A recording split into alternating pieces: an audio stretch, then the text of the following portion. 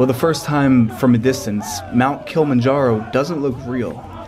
How can such a massive layer cake of volcanic rock shoot up from the Tanzanian plains and touch the clouds so high that its peak is snow-capped on the equator? In this video, I set out to climb the largest freestanding mountain on Earth. But first, we need to flash back 2 days ago to Arusha, where we are prepping for the 9-day trek to the summit of Mount Kilimanjaro. Abadi, Tanzania, Eric Conover here from the streets of Arusha. I'm actually in a market right now. We're getting all of our supplies for the hike up Kili tomorrow, and we're with some local guys just showing us around. For the trek up Kilimanjaro, we got lots of veggies, fruits, and enough grains to last the 9-day adventure. You know, only the essentials. The best coffee I've ever had was from Costa Rica. I just smelled this coffee, the best smelling coffee I've ever smelled. Yeah, this is a Maasai doctors, and the one we're using, the Maasai medicine here. Lots of people that used to come to buy the medicine here. If you have the problem, you tell the doctor, you come to get the problem. So this right here, this is the machete I got yesterday at the Maasai market, and it's funny because we were walking around the market in Arusha and every single person was kind of giving me like a head nod, like when they saw my machete, because this is the traditional Maasai machete. So that's kind of cool, but other than that, we stuck out like sore thumbs. Like they say, like every day here. But now we are at Wilbert's house. We just unloaded all the food for the trek tomorrow. This is all the food that you need to go on a 9-day trek up Kilimanjaro.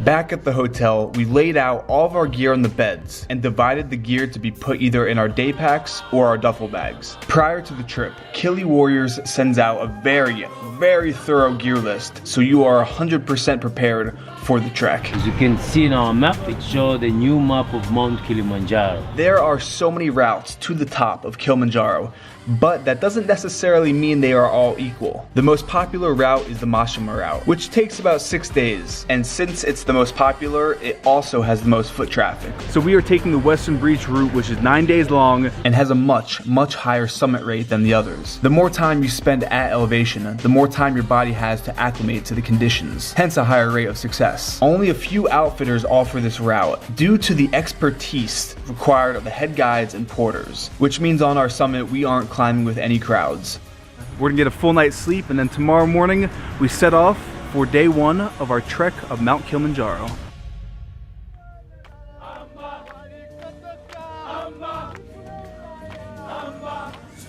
Day number 1 of a 9-day trek to the summit of Mount Kilimanjaro. Biggest tip, pole pole, which means very slowly.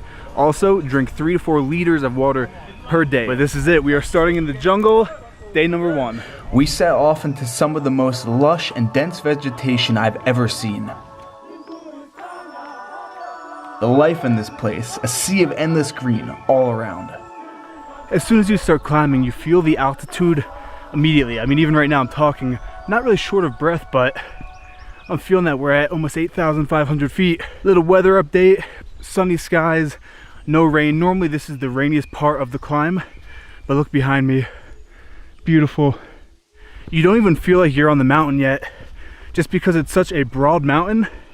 You know, it feels like we're just kind of through the backcountry. Yeah. But the porters are the real studs of this trip. Before we set out, every porter's bag was weighed at the National Park gate. Any excess weight was taken out in accordance with Tanzanian law. What's the maximum weight that the porters can carry? Compulsory with the national park, they're only allowed to carry 20 kilos. Tanzanian law, it's a government law, and it's the way of to support the local community. Since like the mountain is in here, the way to benefit apart from the park fees we get, they still get a job. From the clients who are coming. I think for our trek we have close to 20 porters. There's 5 of us climbing up. It's Pat and I, a mother and her 2 sons. The honest truth is, without porters, making it to the top of Mount Kilimanjaro would be nearly impossible. You'll see as the trip goes on the crucial role that the porters play in the summit. We emerged from the rainforest 9,200 feet above sea level at Big Tree Camp. At the lower elevations, the body can still process most foods, and we had an amazing dinner by Chef Lewis. Food. The food will dramatically change as we ascend the mountain. Big meals like this will become very rare. Our drinking water we purified from the streams nearby. And now we're going to bed after a successful day one. We'll see you in the morning. Hi, good night.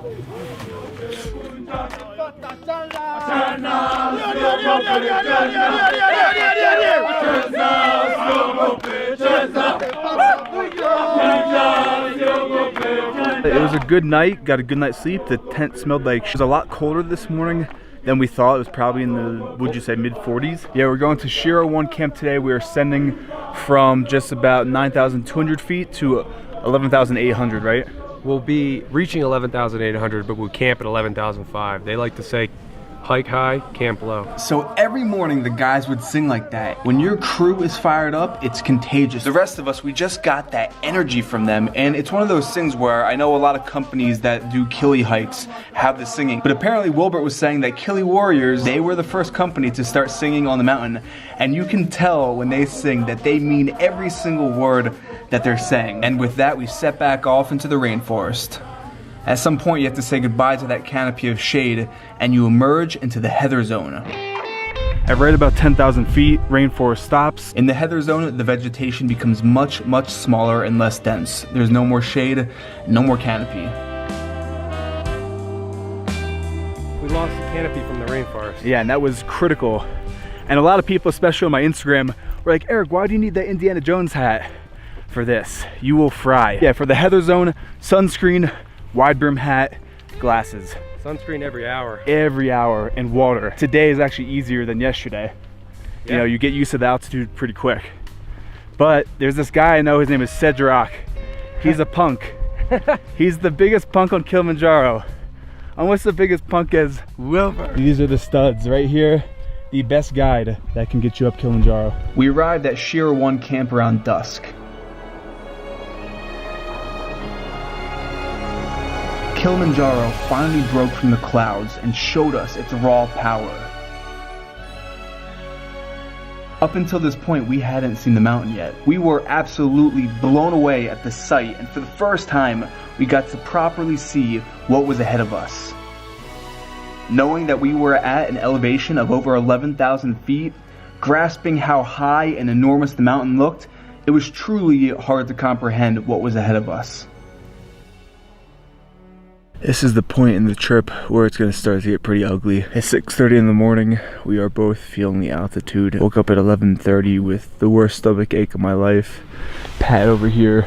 I woke up at 11:30 too, but I didn't have the stomach ache. What did you have? Eric sleeping next to me. The first night of actual labored breathing last night. Kind of sucked. So what Pat and I are experiencing is called high altitude sickness, and this is just the onset. But 2 times daily, we check our pulse and our blood oxygen levels. These will also drop significantly as we ascend and the air becomes thin. We set off the next day around 7 a.m. through the flat moorlands, trekking through the caldera of an extinct volcano. We made it past the climbing legend Scott Fisher's Memorial Camp. So we made our way through the moorlands, which is basically flat all day. This is the first real incline. See right behind me in the distance, there she is. We're at 13,000, what is that, Patrick? 650. 600 feet. We out here, we're getting up there. Here for sure. I feel much better than this morning. We're pushing on at a good pace. We're almost at the Porter pace, not quite. We got a long way to go. This is our first point really feeling the altitude. Yeah. That was a heavy climb after lunch. How are you feeling? It's like our day today, it's down because we are very close to the camp. As you can see, it will take us like 10 or 15 minutes to the camp. So we knock down the day. Let's do it. Let's keep pressing on. Woo! Let me catch my breath for a second. I have never felt the altitude this hard as I feel it right now. Mount Kilimanjaro has its own weather. Weather systems form when the air hits the mountain and uplifts, and these thunderstorms pop up out of nowhere. I need to put the camera down. I need to focus on climbing. This is the end of the first Kilimanjaro video. In the next one, I will be standing at the top.